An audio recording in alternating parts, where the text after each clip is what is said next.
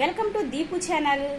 ఈరోజు మనం సందులకి తెలుగు గ్రామరు సంబంధించి సందుల్లోని ఉకార సంధి గురించి తెలుసుకుందాము.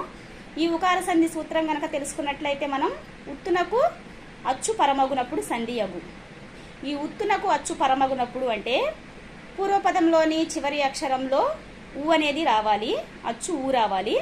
పరపదంలో మొదటి అక్షరంలోని అచ్చు అనేది రావాలి, అక్షరం అనేది అచ్చు రావాలి. ఇలా ఊ అక్షరానికి అచ్చు గనక పరమైనట్లయితే అది ఉకార సంధి అంటారు. ఈ ఉకార సంధినే ఉత్వ సంధి అని కూడా అంటారు. మనం ఎగ్జాంపుల్ గనక చూసుకున్నట్లయితే రాముడున్నాడు, రాముడు ప్లస్ ఉన్నాడు. దీనిలో పూర్వపదంలో రాముడు, చివరి అక్షరం డూలో ఊ. ఈ ఉత్తునకు ఉన్నాడు పరపదంలో మొదటి అక్షరం ఊ అనేది, అంటే సేమ్ ఆ ఊ అనేదే అచ్చు ఏదో ఒకటి పరమవచ్చు అనమాట. ఉత్తునకు అచ్చు పరమైంది. రాముడు ప్లస్